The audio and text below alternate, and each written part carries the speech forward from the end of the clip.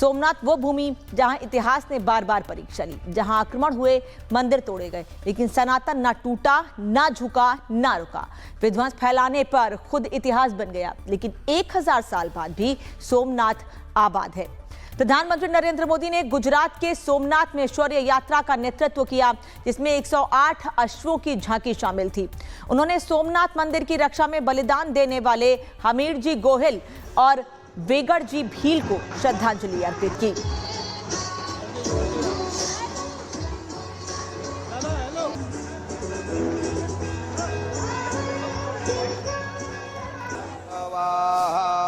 और इसके बाद पीएम मोदी सोमनाथ मंदिर पहुंचे, बाबा का आशीर्वाद लिया और विधि विधान से पूजा अर्चना की। ये तस्वीर इस वक्त आप देख रहे हैं जब प्रधानमंत्री नरेंद्र मोदी ने भगवान की आराधना की।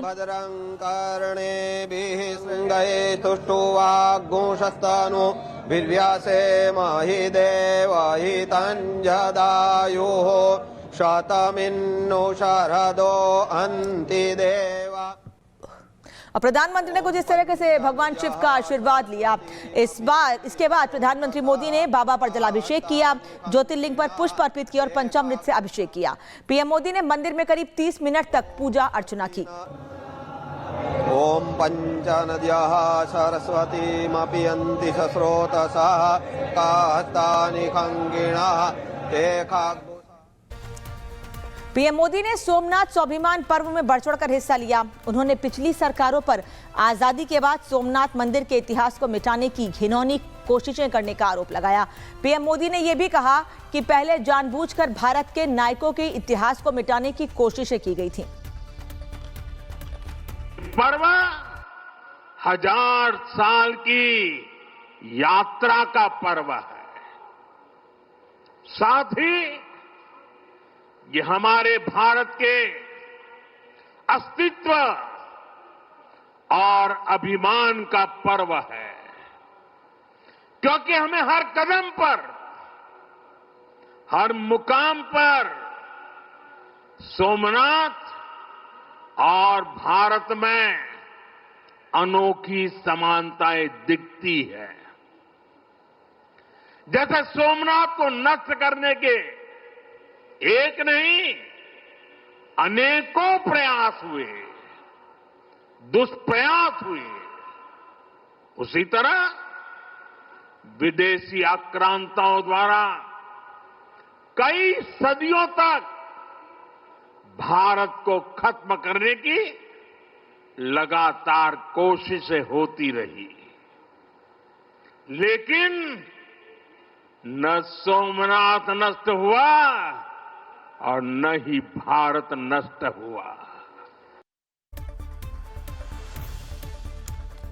सोमनाथ मंदिर पर कब कब हमला हुआ, ये आपको पूरी डिटेल बताते हैं, जिसका जिक्र प्रधानमंत्री नरेंद्र मोदी ने सोमनाथ मंदिर में दर्शन के बाद भी किया। 6 जनवरी 1026 को महमूद गजनवी पहली बार सोमनाथ तट पहुंचा। 7 जनवरी 1026 को गजनवी की सेना ने शिव भक्तों पर हमला कर दिया।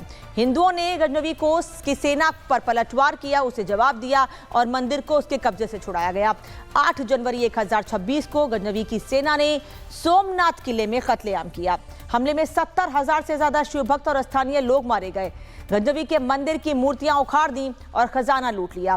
1299 में खिलजी की सेना ने मंदिर को लूट लिया, लेकिन इसके बावजूद ये मंदिर जस का तस है और वो मंदिर आज भी आस्था का केंद्र है, कहीं उसे कोई फर्क नहीं पड़ा है। सोमनाथ मंदिर में आज भी सनातनी पताका लहरा रही है। 8 जनवरी 2026 को गजनवी के हमले के 1000 साल पूरे हुए हैं। गजनवी को इतिहास बन गया है, लेकिन मंदिर आज भी अडिग है। 1000 साल बाद भी सोमनाथ में हिंदुओं की अटूट आस्था है। हिंदू संघर्ष की गौरव गाथा के लिए यहां स्वाभिमान पर्व मनाया जा रहा है और प्रधानमंत्री नरेंद्र मोदी इसी स्वाभिमान पर्व में शामिल होने के लिए सोमनाथ पहुंचे, भगवान शिव का जलाभिषेक किया और आशीर्वाद लिया। और इसी गौरव और शौर्य की तस्वीर सोमनाथ मंदिर में देखने को भी मिल रही है। सनातनी आस्था की अब ये तस्वीर देखिए, कैसे पीएम मोदी शोभा यात्रा के दौरान डमरू बजाते हुए दिख रहे हैं। उनकी आंखों में चमक है, चेहरे पर मुस्कान और देश के लिए, सनातनी आस्था के लिए अभिमान भी है।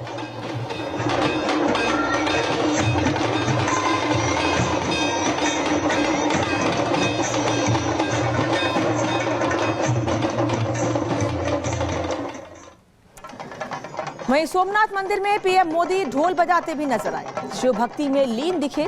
तस्वीर एक बार और देख लीजिए आप। इसके पहले हमने आपको दिखाया कैसे डमरू बजाते नजर आए प्रधानमंत्री नरेंद्र मोदी जब लोगों के बीच जा रहे थे, और अब ढोल बजाते पीएम मोदी को देखिए।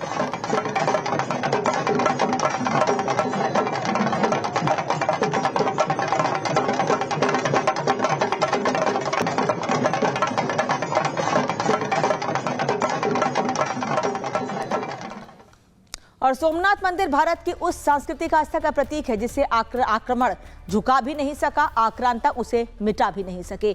सोमनाथ मंदिर उद्घाटन के जब 50 साल पूरे हुए थे, पीएम मोदी ने उस दौर की तस्वीरें भी साझा की हैं। उस वक्त अटल बिहारी वाजपेयी प्रधानमंत्री थे और प्रधानमंत्री नरेंद्र मोदी उस वक्त के प्रधानमंत्री अटल बिहारी वाजपेयी के साथ उस कार्यक्रम में मौजूद थे। दरअसल साल 1951 को गुजरात में सोमनाथ मंदिर का उद्घाटन हुआ था। तब प्रधानमंत्री पंडित जवाहरलाल नेहरू थे और उन्होंने इस समारोह में शामिल होने से साफ तौर पर इनकार कर दिया था। इसके बाद देश के पहले राष्ट्रपति डॉक्टर राजेंद्र प्रसाद इस कार्यक्रम का हिस्सा बने थे। प्रधानमंत्री के पद पर बैठे पंडित जवाहरलाल नेहरू ने तब डॉक्टर राजेंद्र प्रसाद के इस फैसले पर आपत्ति भी जताई थी। उन्होंने बाकायदा चिट्ठी लिखकर राष्ट्रपति के इस फैसले का विरोध किया था। उन्होंने लिखा था, क्या लिखा था ये आपको बताते हैं। उन्होंने कहा था कि मैं साफ तौर पर कहना चाहता हूं कि मुझे ये विचार पसंद नहीं है कि आप सोमनाथ मंदिर के भव्य उद्घाटन से खुद को जोड़ें। ये केवल मंदिर दर्शन का मामला नहीं है जो आप या कोई भी कर सकता है, बल्कि एक ऐसा आयोजन है, एक ऐसा बड़ा आयोजन है जिसके दुर्भाग्य से कई तरह के राजनीतिक और सामाजिक अर्थ निकलते हैं।